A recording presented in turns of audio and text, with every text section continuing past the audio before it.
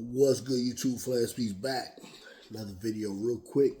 Philadelphia Eagles, New Orleans Saints, 1 o'clock p.m. Down there in New Orleans in that dome. Who gonna win? Listen, I put it like this, man. I'm gonna always ride for the Philadelphia Eagles for sure. But analyzing this game, Philadelphia Eagles come into this game without A.J. Brown, arguably their best player on the offense, and some say the best player on the team. I happen to believe the best player on the team is Jalen Hurts. That's what I believe. But people want to say it's A.J. Brown, cool. So the Eagles come into the game without A.J. Brown against a Saints team that put up over 90 points through the first 2 weeks of the season. A record. They just last week dismantled, destroyed, obliterated the Dallas Cowboys last week in Irving, Texas, and now they're at home. The Eagles coming into this place. Historically, things don't go well in the dome for the Eagles. I remember Deuce McAllister running through about like 11 guys, 11 tackles, dragging them all into the end zone. I remember that.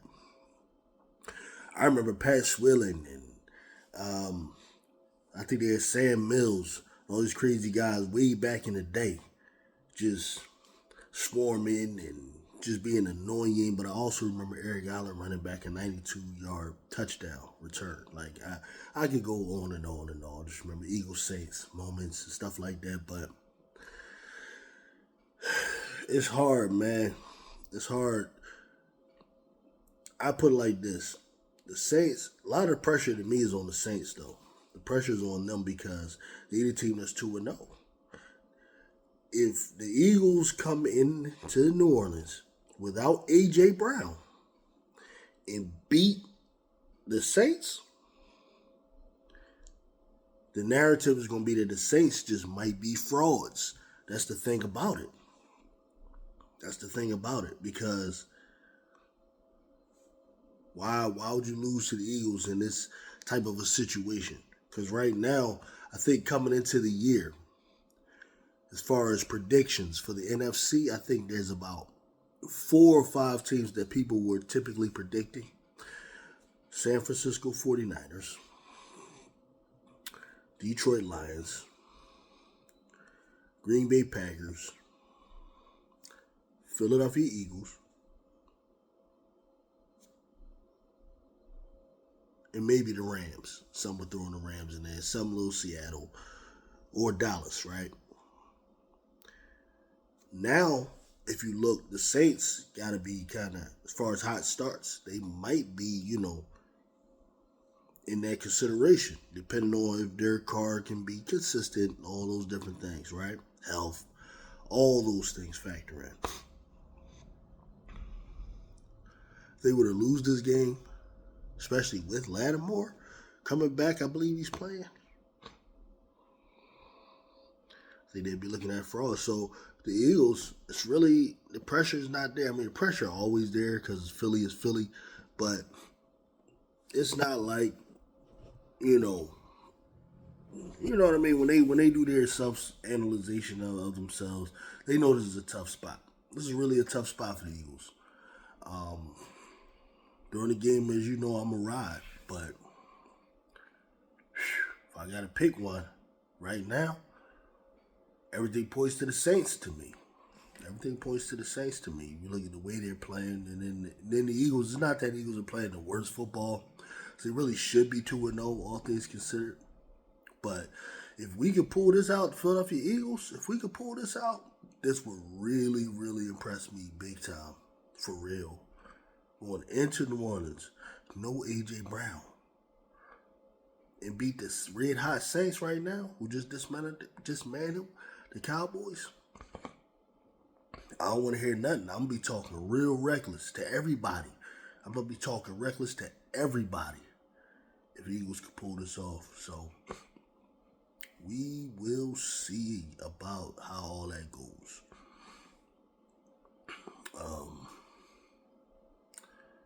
But looking at the matchups, man, the Philadelphia Eagles have to be prepared. It's vital that we find a way to slow down the Saints running game. The Saints do the most play action in the league. They're upwards to 70 or 80% of their plays either include a run or play action. So we need the linebackers on point. I need everybody on point. Eyes on the ball.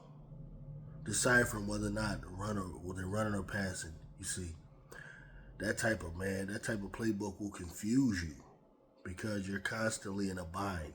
Are they running or are they passing? So my middle linebacker got to be on point, communicating, all of those things. We gotta gang tackle. The Eagles going to have to gang tackle, man. Alvin Kamara, I don't want to see a bunch of one-on-ones with him out there against anybody. Y'all got to crowd up, man. Y'all got to shed those blocks. You just got to have it. You got to do it if you have any chance of winning. Because only by slowing down Kamara could you really effectively stick those receivers. And we got young corners. I'm hearing Cooper DeJean's going to be out there. For real, this is where I am with our secondary. If Darius Slay does not have a good game today, bro, I think we need to be considering sitting his ass down. For real. If Darius Slay, if they're giving up that egregious touchdown last week, egregious. Cornerback was my position, high school. Egregious. If you do not have a bounce back game from giving up that egregious behind touchdown, they need to think about putting Cooper DeJean over there or move Quinyon over there. That's what they need to. That's what they're going to need to consider. Start looking towards what we're going to do after this dude. You go out there getting barbecued, bro? It's been a nice tenure. Appreciate your service, but your services are no longer needed, sir. For real. After last year, like, we know Bradbury was by far the worst, but we're not going to sit here and act like Darius Slay was great. He was not great last year. He was mediocre at best, and at times he was awful. He's giving up touchdowns at the end of games. Listen, man, it's a lot with a cornerback I can accept. You want to be a zone playing cornerback, playing off, trying to sit on routes. Like, I get it, those type of corners, right?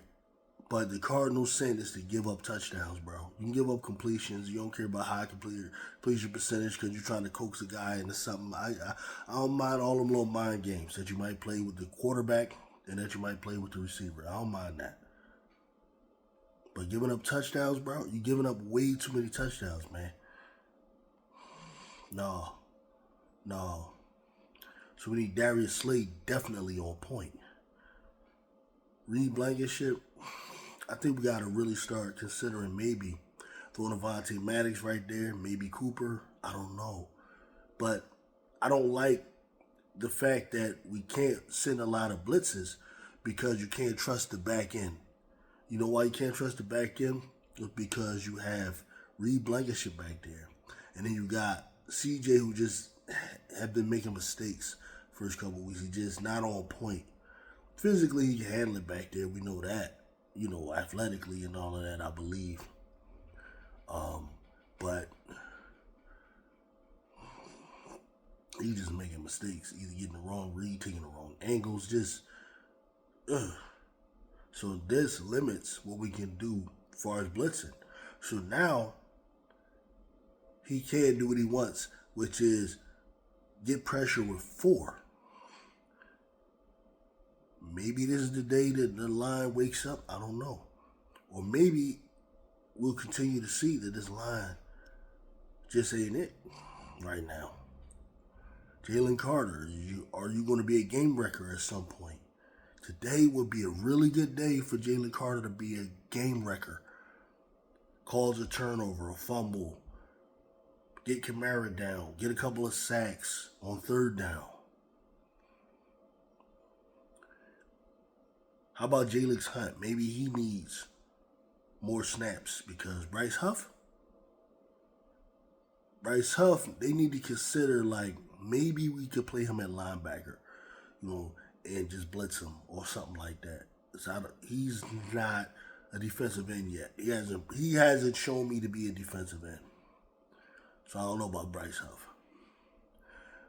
Josh Sweat. Josh, you gonna show up or no?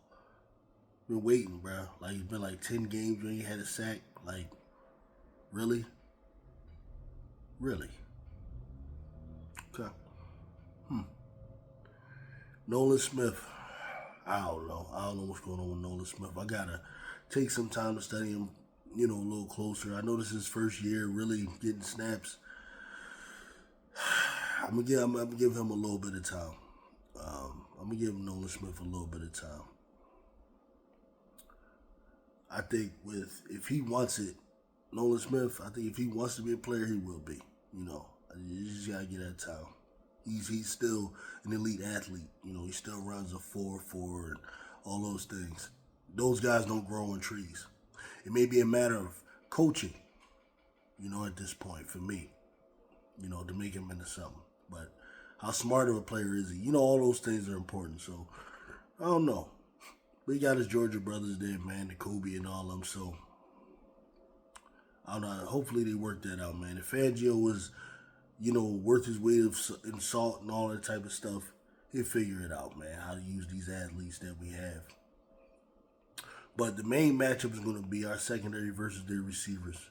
Assuming we can hold the run to some degree.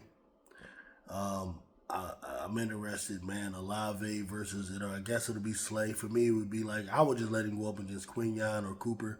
The boy in the middle, Reed, I think Fangio's going to want to, Rashid Shaheed, Salam. I think that he's going to want to match up Quinyon with Rashid Shaheed speed-wise. Because Quinyon is probably our fastest corner. You know what I mean? And he can play slot and he can play on the outside. So I'm interested to see how that looks.